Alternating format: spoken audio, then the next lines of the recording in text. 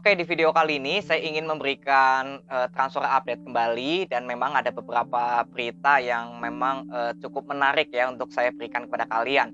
Kita langsung mulai dulu dari PSS Sleman ya. PSS Sleman ini secara resmi sudah menunjuk pelatih barunya yaitu Marian Mihail ya. Ini Marian Mihail saya lihat historinya ini lebih banyak pelatih tim-tim dari Saudi Arabia.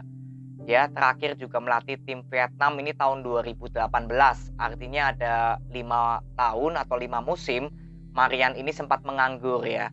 Jadi yang saya harapkan untuk Marian ini bisa memberikan skema permainan yang terbaik untuk PSS Sleman. Ya, lalu kita lihat juga PSS Sleman resmi mendatangkan Keisano ya. Ini gelandang serang yang artinya mungkin akan berduet dengan Bustos ya di lini tengah dari PSS Sleman. Ya, lalu PSS Sleman juga resmi mendatangkan pemain belakang Thales Nathanael. Ini mantan pemainnya internasional, usianya 30, posisinya sebagai back tengah. Jadi ini semoga pertahanan PSS Sleman lebih baik lagi. Lalu ada Anthony Pintus, ini kiper dari Filipina. Ya, salah satu pemain yang dibeli dari PSS Sleman atau di tim Indonesia yang berasal dari tim Asia Tenggara. Ya, negaranya dari Filipina. Jadi mungkin PSS Sleman mengharapkan, regulasi mengenai pemain asing 5 dan 1 pemain ASEAN, ini, PT LIB dengan PSSI bisa memberikan konfirmasi yang jelas ya. Karena ini kalau boleh dibilang PSS Sleman sudah berani untuk mengambil keputusan sebelum ada, kepastian ya mengenai regulasi pemain asing di musim depan. Jadi artinya untuk PSS Sleman di sini sudah ada Anthony Pintus, Keisano, lalu, Nathanael ya, ada Thales Nathanael, lalu ada Jonathan Bustos. Ini 4 pemain yang resmi didatangkan oleh PSS Sleman nih, pemain asingnya. Jadi kita masih menunggu apakah memang, seperti kepastian dari regulasi pemain asing ya, ini PSS Sleman kemungkinan tetap akan mendatangkan pemain lagi. Ini mungkin tinggal menunggu aja untuk keputusan dari mengenai pemain asing ya. Ya, jadi artinya untuk PSS Sleman ini sudah tentunya manajemen cukup bergerak cepat ya, karena, Coach Seto yang sudah out langsung mendatangkan pelatih baru. Lalu pemain-pemain dari PSS Sleman yang ada beberapa kemarin saya sudah bahas ya, yang resmi nggak diperpanjang, ini juga PSS Sleman sudah mulai perlahan membeli pemain asing sekalian. Ya, jadi ini kabar yang cukup bagus. Lalu, ada Vizcara juga ya, yang kemarin saya sudah pernah bahas. Jadi tinggal menunggu aja ya untuk gebrakan dari PSS Sleman di musim ini bagaimana nih untuk mendatangkan pemain barunya lagi. Dan saya tentunya berharap pemain depan dan pemain sayap semoga PSS Sleman juga bisa mendatangkan pemain lagi. Dan mengenai Ricky Cawor ya semoga bisa diperpanjang kontraknya ya. Karena ini kan Ricky Cawor, gosipnya ini banyak sekali tim-tim yang mendekati ya, ingin memakai jasanya Ricky Cawor. Jadi semoga, Ricky Cawor bisa tetap bertahan di PSS Sleman. Karena Ricky Cawor juga akhirnya bisa menemukan permainan terbaiknya nih bersama PSS Sleman. Ya, sempat bermain dengan Persija ini gak terlalu masuk mungkin permainannya. Dan tentunya di PSS Sleman justru Ricky Cawor ini bisa membuktikan kualitasnya. Jadi semoga Ricky Cawor bisa bertahan dulu di PSS Sleman ya. Ini harapan saya untuk Ricky Cawor di PSS Sleman di musim depan. Lalu dari Persik Kediri ini juga sama. Akhirnya resmi mendatangkan pelatih baru ya, yaitu, Marcelo Rospide. Ini pelatih dari Brasil. Jadi, artinya manajemen Persik Kediri juga bergerak cepat ya setelah kehilangan Divaldo Alves yang gosipnya ya, ini masih rumor ingin ke Bali United menggantikan, Teko gitu ya, ini tapi masih rumor. Jadi artinya untuk Persik Kediri ini sudah langkah yang cukup bagus karena apa, persiapannya ini cukup panjang untuk Marcelo bersama Persik Kediri ya, karena kan Marcelo sendiri kalau saya lihat historinya ini belum pernah menangani tim di Indonesia ya, tapi historinya sempat melatih tim dari Cina, lalu sempat melatih juga di Gremio dan Corinthians. Ini pelatih yang menurut saya juga jam terbangnya cukup bagus karena sempat melatih Gremio dan juga Corinthians ya. Ini 2 tim asal Brasil yang performnya cukup bagus di tahun-tahun 2008-2010. Ya, jadi untuk Marcelo dan juga manajemen Persik tentunya ini, ada kabar yang cukup bagus, persiapan Persik Kediri cukup panjang. Saya berharap mungkin di bulan Juni nanti ya, sebulan sebelum jam kick off dari Liga Indonesia bergulir, Persik Kediri bisa lebih sering memainkan persahabatan dulu ya, pertandingan persahabatan. Karena kalau kita lihat kualitas atau komposisi pemain Persik Kediri di musim depan dengan di musim kemarin, ini kan sudah diperpanjang semua ya. Rata-rata pemain kuncinya sudah diperpanjang semua.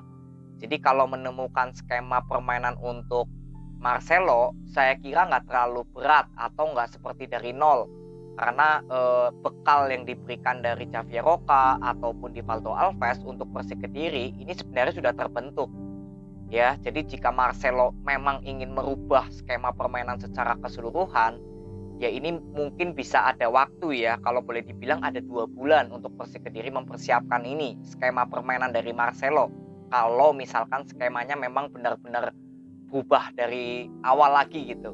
Tapi kalau misalkan skemanya Marcelo ternyata masih hampir sama dengan skemanya Divaldo Alves, ya ini saya kira nggak terlalu harus dari nol gitu ya. Tapi ya kita akan lihat juga, semoga Marcelo bisa memberikan skema terbaiknya lagi untuk Persik Kediri. Ya, semoga bisa lebih baik lagi dari Javier Roca maupun Divaldo Alves. Ini harapan saya dan juga harapan dari Persikmania juga. Ya, ini tetap untuk Persik Kediri semoga alangkah yang baik. Lalu Persik Kediri juga kemarin resmi memperpanjang Miftahul Hamdi ya. Ini juga pemain di sayap kanan yang saya berapa kali bilang Hamdi ini prospeknya cukup bagus. Walaupun di musim kemarin mungkin nggak terlalu terlihat memberikan gol atau memberikan assist. Tapi kalau saya lihat Hamdi ini secara visi permainannya ini bagus. Skill individunya juga mendukung ke Hamdi. Ya, jadi semoga di musim depan Hamdi ya semoga bisa diberikan waktu yang lebih banyak lagi untuk bermain, karena saya kira ini posisinya cukup bagus di sayap kanan dari Persik Kediri, karena Abioso dan Pahabol ini lebih banyaknya naturalnya bermain di sayap kiri. Ya, lalu Beni Okto juga nggak diperpanjang, saya kira nggak terlalu bermasalah ya. Beni Okto juga penampilannya nggak terlalu baik bersama Persik Kediri di musim kemarin. Ya, jadi ini kabar yang dari Persik Kediri yang saya bisa berikan kepada kalian ya. Semoga persiapannya Persik Kediri bisa lebih matang lagi untuk di musim depan. Lalu next dari Persita Tangerang. Ini Persita Tangerang juga resmi memperpanjang Gusenov, Besseniong dan juga Vergonzi. Artinya 2 pemain yang saya favoritkan untuk Persita Tangerang ini resmi diperpanjang. Ya, seperti permintaan saya dijawab oleh manajemen Persita gitu ya. Karena di video kemarin saya sangat berharap Besseniong dan juga Vergonzi bisa diperpanjang. Dan akhirnya benar, ini 2 pemain yang menurut saya cukup bagus bersama Persita Tangerang di musim lalu. Seperti Vergonzi yang etos kerjanya ini bagus, lalu ketajaman dalam menciptakan gol juga paling konsisten menurut saya sejauh ini untuk Persita Tangerang. Dan Besseniong juga sebagai penyeimbang ya permainan dari Persita. Karena berapa kali Besseniong ini bisa menjadi salah satu rem dari permainan cepatnya Persita.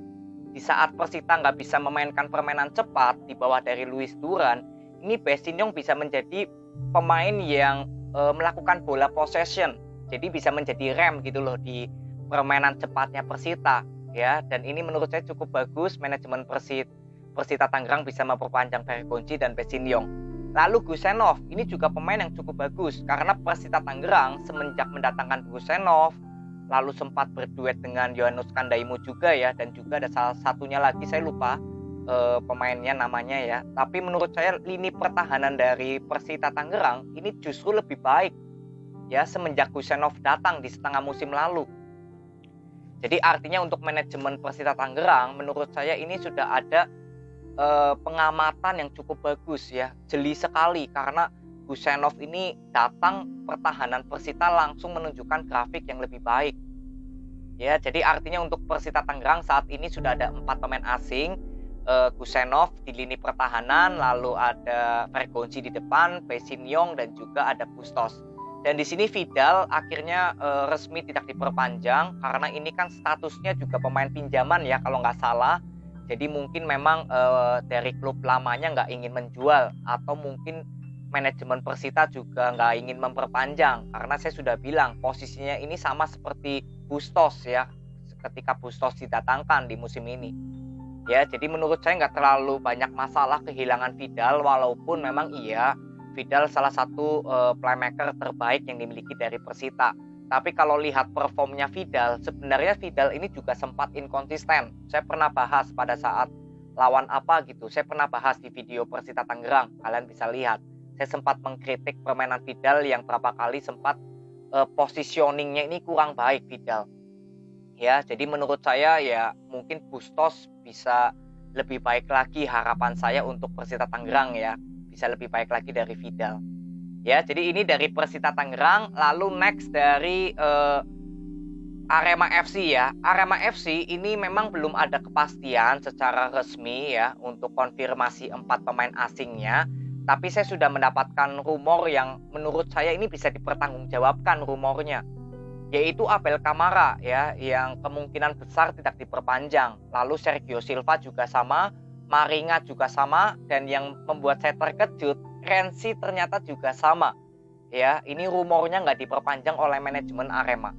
Jadi kalau saya menanggapi mengenai rumor tersebut ya, kalau yang saya bilang Renzi ini sebenarnya yang paling layak dipertahankan untuk Arema FC. Karena Renzi ini di luar dari penampilannya yang cukup konsisten, ini markingnya ini bagus banget Renzi. Ya, untuk merebut bola ya dari musuh ini bagus. Lalu saat Arema FC membuild serangan, Renzi ini juga beberapa kali bisa ikut membantu bersama Evan Dimas atau mungkin bisa mensupport M. Rafli. Jadi sebenarnya dari 4 pemain asing yang dimiliki Arema yang gosipnya akan nggak diperpanjang, ini sayang sekali kalau Renzi memang benar akhirnya nggak diperpanjang. Kalau Abel Kamara ya jelas ini nggak perlu diperpanjang karena nggak bisa memberikan kontribusi sama sekali. Ya, harusnya kan gol gitu ya untuk Abel Kamara. Assist aja nggak bisa memberikan gitu loh. Jadi ini Abel Kamara menurut saya pembelian paling gagal ini untuk pemain depan dari Arema. Lalu Sergio Silva ini juga penampilannya sudah banyak menurun. Ya, masalah fisik juga berapa kali saya lihat Sergio Silva ini mudah kecapean sudah. Ya, jadi ini faktor usia memang nggak bisa lagi bohong kepada kualitas permainan dari Sergio Silva. Ya, jadi saya setuju jika memang Sergio Silva nggak diperpanjang.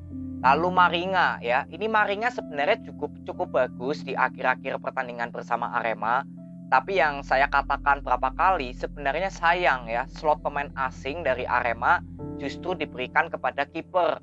Karena kalau saya lihat juga kiper-kiper lokal kita ini juga kualitasnya banyak yang bagus. Ya, jadi untuk Maringa misalkan nggak diperpanjang, ini saya juga setuju. Bukan karena Maringa ini jelek, bukan, tapi karena sayang sekali gitu loh. Slot pemain asing justru diberikan kepada kiper, sedangkan Arema ini membutuhkan penyerang ini yang menurut saya kualitasnya bisa mendatangkan pemain asing. Abel Kamara kan jelas sekali gagal gitu loh. Untuk pemain sayap ya saya berharap Arema juga bisa mendatangkan pemain asing ya yang memiliki kontribusi gol yang cukup bagus dan juga asisnya juga sama. Ini yang saya harapkan ya.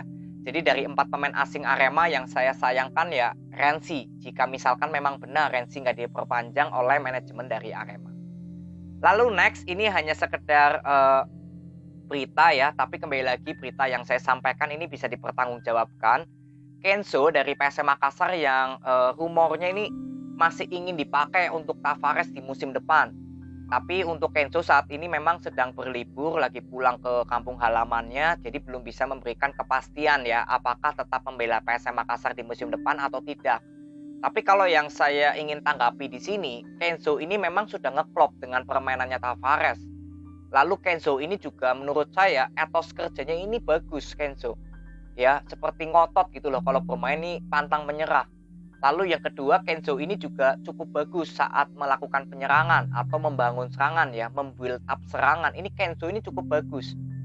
Ya, jadi ini bisa menjadi teman duetnya Pluim ketika Pluim kan memang Pluim nggak memiliki kecepatan gitu ya, tapi kan memiliki akurasi passing yang baik. Ini berapa kali bisa kerjasama dengan Kenzo. Ya, jadi mungkin Tavares menginginkan jasa Kenzo di musim depan ya karena sudah masuk di skema permainannya PSM. Ya, permainannya Tavares. Dan tentunya ya harapan saya juga semoga Kenzo bisa memberikan jawaban yang positif ya, yang artinya bisa tetap stay dengan PSM Makassar di musim depan. Lalu untuk pemain lainnya memang saya belum mendapatkan informasi resminya, tapi memang kabarnya Everton pun juga rumornya ya ini juga akan perpanjang kontrak dengan PSM Makassar. Ya ini masih sekedar rumor tapi ya kita akan lihat ya karena untuk sampai saat ini kan PSM Makassar belum memberikan informasi ya mengenai pemain-pemain yang akan dikontrak atau pemain-pemain yang akan dijual. Ini belum memberikan konfirmasi sama sekali. Tapi intinya jika PSM Makassar bisa mempertahankan pemain-pemain yang di musim lalu ya, pemain intinya, saya kira untuk di jeda transfer kali ini PSM Makassar nggak terlalu harus banyak merombak pemain atau nggak terlalu harus banyak membeli pemain ya, kalau pemain intinya di musim lalu bisa diperpanjang semua ya, karena PSM Makassar sendiri untuk pemain cadangannya ini juga sama-sama bagusnya. Jadi mungkin ya, dari gambaran saya, manajemen PSM Makassar mungkin lebih mementingkan mempertahankan pemain-pemain intinya yang di musim lalu daripada fokus membeli pemain baru. Ini mungkin gambaran saya, ya. Dan saya juga tetap mendukung apapun keputusan yang diberikan oleh manajemen dengan Tavares, ya. Pemain-pemain yang mungkin di musim kemarin ada yang nggak layak dipertahankan atau di musim depan nanti PSM Makassar perlu mendatangkan pemain baru, ya ini tinggal kita kembalikan ke manajemen dan juga Tavares. Ya, kita hanya bisa menunggu aja konfirmasi dari manajemennya PSM Makassar. Ya, jadi ini dari PSM Makassar, lalu sisanya dari Persebaya yang resmi kedatangan Reva Adi, lalu Paulo Victor juga resmi diperpanjang, artinya Persebaya Surabaya sudah memiliki 4 pemain asing di sektor depan semua. Ya, di sektor penyerangan. Ada Bruno mungkin di kiri, De Valente di tengah, Yamamoto di kanan, dan Paulo Victor di depan. Jadi artinya dari Persebaya Surabaya di lini serangnya ini sudah cukup bagus. Tinggal kembali lagi ke sektor pemain cadangannya. Semoga Persebaya Surabaya tetap bisa mempertahankan ya seperti Supriyadi ya. Ini karena gosipnya akan ke Dewa United.